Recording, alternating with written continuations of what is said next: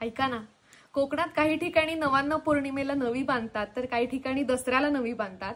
आमच्या इकडे दसऱ्याला आम्ही बांधतो. नवं म्हणजे काय, तर जे काही नवीन धान्य आलेलं असतं ते, नवीन जी फुलं असतात परसवात, हे सगळं एकत्र आंब्याच्या पानामध्ये बांधलं जातं एक जुडगा.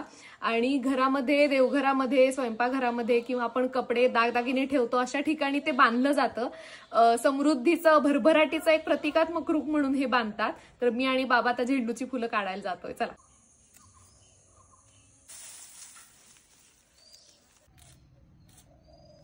या नव्यासाठी भेंडीचे बन, कुरडूची फुलं, भाताच्या लोंब्या, आंब्याची पानं आणि झेंडूची फुलं असं सगळं लागतं.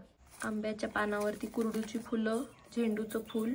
आमच्याकडे भात होतो म्हणून आम्ही भाताचं लावतो. काही जणांकडे नाचणा किंवा वरई होतो, तर त्याच्या लोंब्या सुद्धा काही जण बांधतात.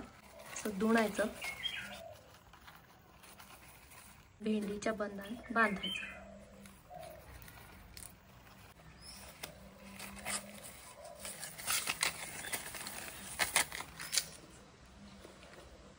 आमच्या इकडे जशी दसऱ्याला नवी बांधतात, तशीच तुमच्या इकडे काही वेगळी पद्धत असेल तर ती मला कमेंट करून नक्की सांगा. आणि तुम्हा सर्वांना विजयादशमीच्या खूप खूप शुभेच्छा.